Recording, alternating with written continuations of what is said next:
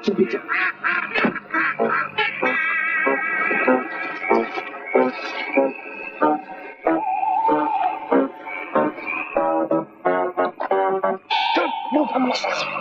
an air trigger.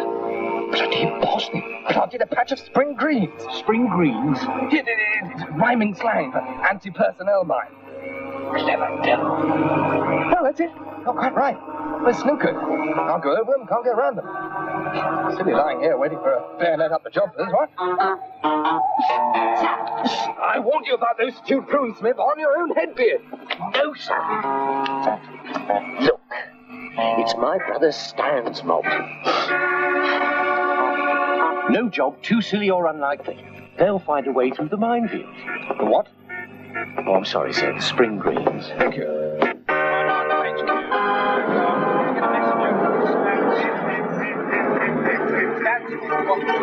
Kamikaze contractors. K-A-M-K-A-Z-E. Kamikaze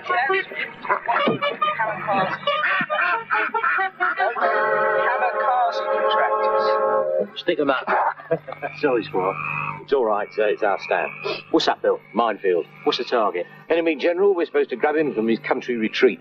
Tasty gaff, is it? Should be. He's had the pick of the art treasures of Europe. Oh, looking for a nice Rubens. Right. I'll do it for any little knickknacks I come across. And I mention in dispatches. All right, sir? Done. Right. Well, I'll just go and brief the lads then. Is he on our side? Right, lads. Bish bash bosh job. Grab the bonus and run. Well, quick as you like. Last one across is a sissy.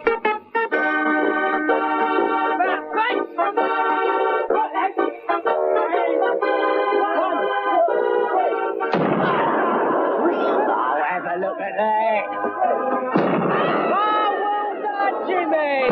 Oh, bloody masterful, Jules. Oh, no, two at once. Oh, tears to your eyes.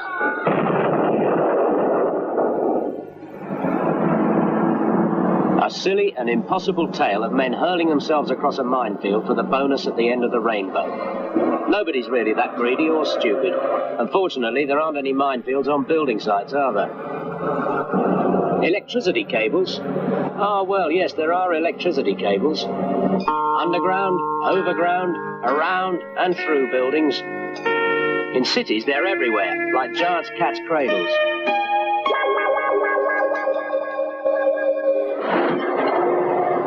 But what have electricity cables got in common with mines? Nothing. Have they? Well, the job on the building site is general labour. The job I was given this day was to drill a hole to sink a gate post to make the gate more secure, to stop children climbing in overnight. So at first there was two of us on it with a little drill. We was drilling down with a pavement. So we told the foreman, and he said, we'll move back 3 inches towards the site. So we moved back 3 inches. We was drilling down and we wasn't getting nowhere with a small drill. So we changed over to a bigger one. And I took my turn on drill. We was working together, turning inches. And as I got down, say about 10 inches. At the time I was drilling, my mate was leaning against the gate post with one hand in his pocket. And then as the roar and the flames come out, he was burnt and threw against the wire fence across the road. Hit the wire fence, he came back and landed in the middle of the road. What did you see when I got up, all I could see was my friend landing in the middle of the road with people that come from the offices around the corner.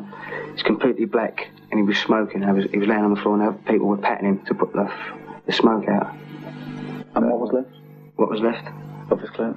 It was just from his knees of his trousers and just the shoulders of his jacket.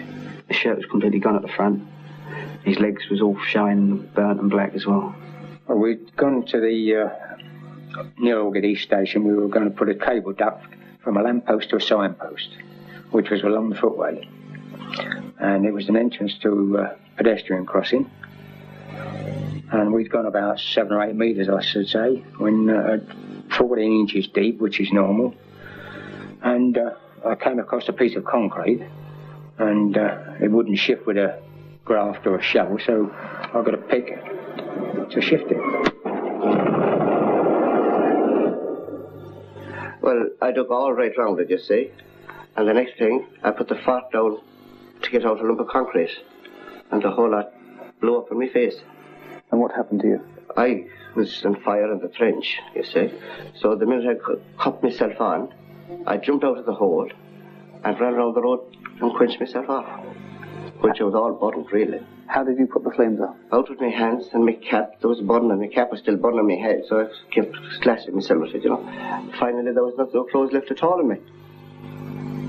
And what damage has it left you? Well, it has left me with bad hands and all grafts in my body. Yeah. Can I see your hands? Yeah. My hands. The grafts up my arms, see. And has it affected the use of your hand? Well, that one, yes. That one it has. But this one is coming back to itself very good. But this one is very tight yet, you know. And where else were you burned? And that leg from there to here, on my chest, this leg, all across here, and the top of my face, and all my hair was buttoned up. And what makes those memories of accident and pain even harder to come to terms with is that they were all avoidable. There are simple, common-sense procedures laid down, and if they'd been followed, none of the accidents just heard about would have happened. Live underground cables are always present in residential and urban areas. So the first thing to do is to get the cable plan, available from the Area Electricity Board. This plan will give you the official position of all known electricity cables, but not necessarily all service cables or those that have been privately laid. The next step is the use of a cable detector. This piece of equipment should be available on every site where cables may be present, and will give the general location of any cable carrying sufficient current. And that's the flaw. A cable can be live, but when it's not being used, no current flows.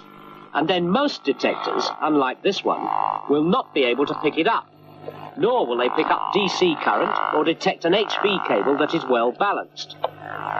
Detectors also require practice before the operator can interpret the information he is getting with any real degree of accuracy. That is why, even having completed these two steps, the cable plan and detector, there is still need for caution. A cable moved unofficially and not carrying a sufficient flow of electricity could be just under the surface, despite cable plans and detector. That is why, finally, trial holes are dug to actually locate the cable run before project digging can go ahead, and all cables found should be treated as live, hand digging carefully in case the cable is nearer the surface than expected. And when protective tiles, bricks or marking tape are found, that doesn't mean the search is over. Son, I found it. It has been known for a line of warning tape or protective coverings to have been moved to one side during previous work, and not to have been replaced when the cable was buried again. The next time, the careful location of the protective tile led to the assumption that the cable was underneath it, and a pick, swung confidently into the apparently safe area alongside, penetrated the cable. Another basic mistake that could be made by even careful people using plans and detectors is to think that cables run in straight lines, as they do on plans. They never do. When cable is laid, it naturally snakes. So that is why, when possible, a couple of feet safety margin should be given on each side of the line of location holes. Another reason for cable deviation is the result of previous work, the pulling aside for other services or reburying at a different depth. The possibilities are endless, but they are all taken into account with this simple point of view. A cable can be anywhere until it is located. That doesn't mean the protective pathway. It means the cable itself. The hole was approximately 7 foot long by about 2'6" wide. And, it had located the pipe at this stage. And we found where the actual burst on the pipe